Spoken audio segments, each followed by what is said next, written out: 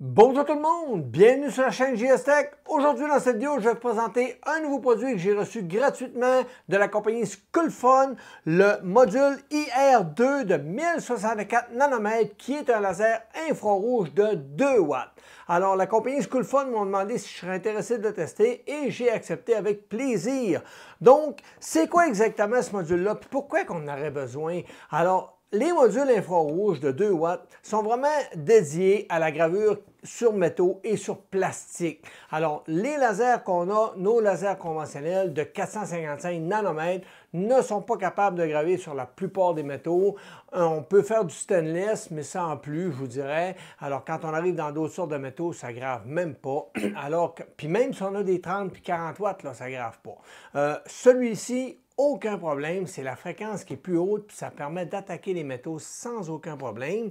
Et les plastiques aussi, bien entendu. Puis ce qui est intéressant de ce modèle-là, c'est son point focal. On parle d'un point focal de 0,03 par 0,03, ce qui est vraiment très fin comme gravure. Alors, je pense qu'on va avoir des belles gravures. Ensuite, il y a une remarque à prendre garde. Par contre, c'est un module qui arrive en 24 volts. Et si vous l'installez sur un laser de 12 volts, c'est toujours pour la série Skulfun, bien entendu. Peut-être qu'il s'adapte sur d'autres modèles, je ne le sais pas, mais il est vraiment conçu pour pratiquement tous les modèles de Skulfun. Alors, si vous l'adaptez par contre sur un modèle de Skulfun de 12 volts, comme c'est un module de 24 volts, vous allez devoir utiliser l'adapteur de courant qui est fourni avec. Mais bien entendu, si vous l'utilisez, il ne faut pas brancher la pompe à air parce que votre pompe fonctionne en 12 volts aussi, puis vous allez la briser. Donc, je vous dirais aussi qu'on n'a pas vraiment besoin de pompe lorsqu'on fait de la gravure comme ça avec ce type de module-là. Fait que c'est pas mal ça pour les caractéristiques. Dis-je. Alors, ce qu'on va faire maintenant, je vais vous déballer la boîte, on va regarder qu'est-ce qu'il y a dedans. Je vais l'assembler sur mon laser Skulfun, puis on va faire des tests de gravure avec pour voir si ça va bien, ce petit module-là. On va maintenant regarder qu'est-ce qu'on a à l'intérieur de la boîte. Alors, ça ici, on a une petite feuille ici qui nous explique comment l'assembler. Ensuite, on a ici les petites vis dans le côté pour le tenir. On a deux câbles ici pour différents modèles de laser, petit tournevis, petite clé à laine. On a une petite plaque ici de montage. On a une petite plaque pour tenir nos câbles. Ici, on a deux autres petites plaques pour différents modèles de laser. L'alimentation ici, qui est une alimentation de 24 volts 5 ampères. Ensuite, le dit module, ça c'est vide. Hop là, tiens, on a le fameux module qui est vraiment beau. Alors, on a ici la petite cale pour venir prendre notre point focal. On a la fiche d'alimentation, qui est une fiche quand même assez commerciale. C'est bien conçu, ces fiches-là. C'est plus durable dans le temps. Le ventilateur et en dessous du laser. Donc, c'est quand même assez basique. Fait qu'on va maintenant regarder pour le monter sur notre laser, puis on va voir si ça fait des belles gravures. On est maintenant à l'étape de monter notre module de 2 watts sur la Skulfun SF-A9 que j'avais reçu dernièrement. Petite parenthèse sur la Skulfun SF-A9 que j'avais reçue. Dans la vidéo, je disais que l'AR6 tournait continuellement. Alors, je me demandais pourquoi qu'il faisait toujours tourner, comment se fait qu'il n'arrêtait pas lorsqu'on avait terminé de graver. Alors, c'est voulu, parce que oui, ils m'ont répondu, ils ont vu ma vidéo. Alors, ils m'ont dit que c'était voulu par rapport que lorsqu'on a terminé une gravure, souvent il peut y avoir encore des fumées et les fumées peuvent remonter sur votre lentille, l'attacher et le laser va automatiquement piquer votre lentille. Donc, on ne veut pas ça. Alors, c'est pour ça qu'elle laisse tourner à bas régime lorsque la machine ne grave plus. Puis lorsque vous démarrez une gravure, elle tourne à plein régime. Donc, petite parenthèse fermée. Pour la lentille, je vous dirais, nettoyez-la régulièrement. Pratiquement tous les jours, si vous pouvez. Ça prend 2 secondes, vous la dévissez, vous la nettoyez. Stéphane Maker a fait une vidéo là-dessus, donc allez voir la vidéo sur le nettoyage de votre laser. très intéressant.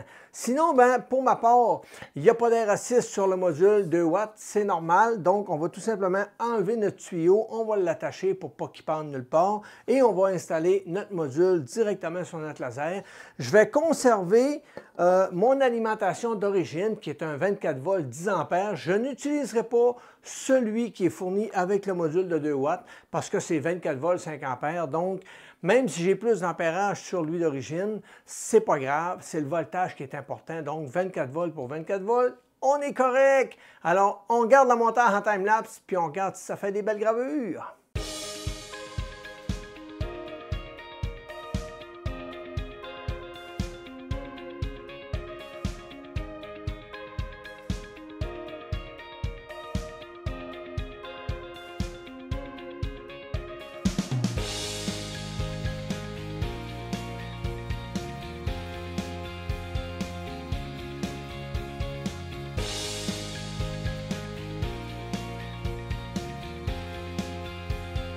Et voilà, c'est déjà monté, ça me prend environ 5 minutes, c'est trop facile. Puis ce que j'aime beaucoup, c'est l'adapteur qui est fourni avec le laser pour la SFA9. On a un bon jeu, alors je suis capable d'ajuster mon focus vraiment facilement. Alors, pas de problème là-dessus. Maintenant, je vais tout simplement regarder pour faire des gravures. Donc, on va faire des timelapses pour vous montrer différentes gravures. Puis on va regarder si ça fait bien le travail. Un laser infrarouge de 2 watts.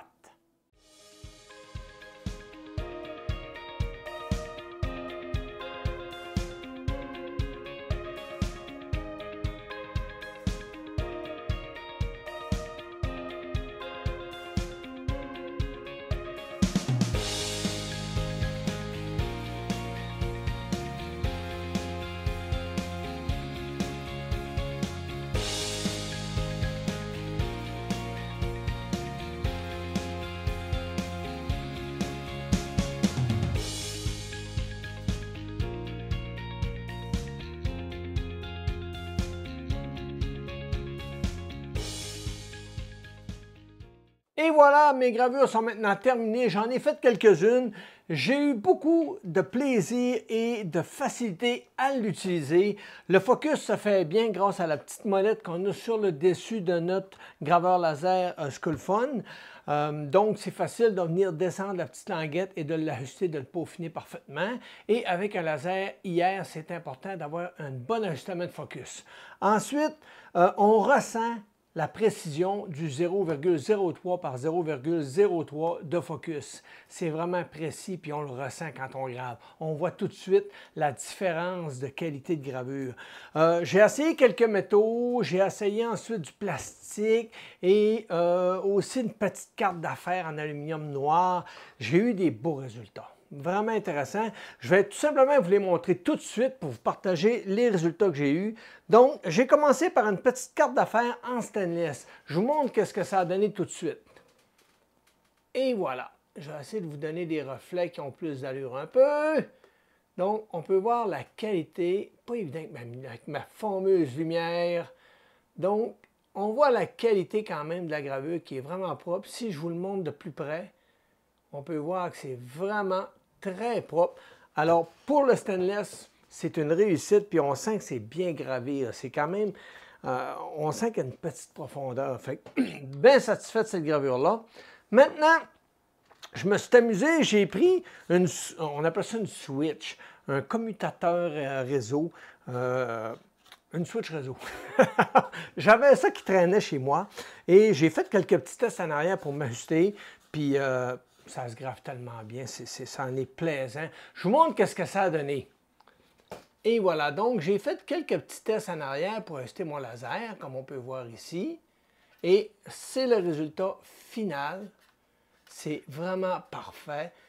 Ça a vraiment gravé le plastique. Ça n'a pas brûlé le plastique, ça l'a vraiment gravé. C'est vraiment propre pour ce qui est des plastiques. Alors, très, très, très satisfait du plastique. La qualité de l'écriture est là, tout est là. On jouera une photo.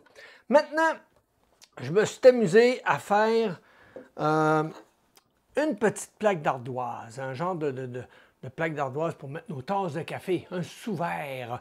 Donc, j'ai fait une petite plaque d'ardoise. Ça a vraiment bien sorti. Je vous montre ça tout de suite. Et voilà. On peut voir les tons gris qui ont ressorti. Pas évident avec ma lumière de bien vous le montrer, là, mais la qualité de l'image est tout simplement... Puis là, je vous la montre de près. Là. Regardez à quel point je n'ai pas peur de vous la montrer de près. On voit vraiment la qualité de l'image qui ressort sur de l'ardoise. Ça, là, ça fait des beaux sous-verts, c'est facile à vendre. Alors, si vous voulez faire des sous-verts pour des compagnies ou autres, c'est vraiment un produit idéal pour ça. Maintenant, la dernière gravure, et non la moindre, parce que, non, j'en ai fait une autre. J'ai essayé d'enlever de la rouille. Idéalement, il aurait fallu que j'aie des plaques rouillées pour pouvoir faire des grilles de test, pour bien trouver mon degré, pour être capable de bien enlever la rouille. Comme j'avais qu'une pièce comme ça, qui était rouillée, j'avais rien d'autre, ben, c'était pas facile de faire un bon test concluant. Je vais quand même vous montrer qu'est-ce que ça a donné. Alors, on peut voir ici que j'ai de la rouille et je suis venu ici graver pour essayer d'enlever la rouille. On voit que ça a quand même fonctionné, mais c'est pas top. OK? C'était aussi rouillé qu'en haut là. On voit que ça l'a enlevé, mais j'aurais certainement été capable d'atteindre une belle couleur propre. Mais il aurait fallu pour ça que je fasse une grille de test. Puis comme on peut voir, c'est pas vraiment idéal comme produit que j'avais de rouille. Alors idéalement, il faudrait que je me trouve des plaques d'acier, que je les mette dehors pour qu'ils rouillent, pour être capable d'en faire des tests plus concluants. Sinon, la dernière gravure, et non la moindre, c'est ma petite carte d'affaires noire en aluminium. Je vais vous montrer, j'ai fait une grille de test, puis je vais vous montrer ensuite le résultat final. Donc, j'ai fait une grille de test sur la petite plaque en question, comme on peut voir. Alors, ça m'a donné une bonne idée. Ensuite, j'ai fait quelques tests d'image pour voir qu'est-ce que ça va donner. Et je l'ai ensuite reproduit en grandeur réelle. Je vais vous le mettre de très près pour que vous puissiez bien voir. Je vais essayer de mettre les reflets pour pas trop que ça soit mal commode. Sinon, regardez à quel point c'est propre et que c'est beau. Alors, je suis vraiment satisfait de cette gravure-là sur ma petite plaque carte d'affaires en aluminium. Ça se donne bien. Fait que imaginez la qualité que j'ai pu faire avec une image, tout simplement. Alors, imaginez quand vous mettez vos logos, votre texte et tout, ça sort juste parfait. Ça se donne bien. Alors, c'est pas mal ça pour les gravures. J'en ai fait quelques-unes, comme je vous dis. Maintenant, c'est ce qui fait que le laser IR2 de Sculfun est un produit qui est vraiment intéressant à avoir entre les mains.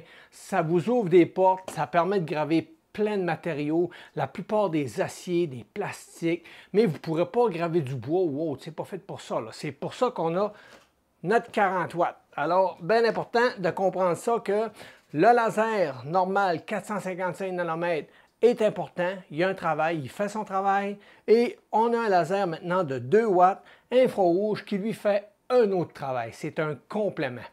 Alors, c'est ce qui m'a fait la vidéo. J'espère que vous avez aimé le produit. Donc, si ça vous intéresse, je vais vous mettre des liens dans la description. Ce ne sont pas des liens affiliés, c'est juste pour vous aider à retrouver le produit. Donc, merci tout le monde. À la prochaine. Bye bye.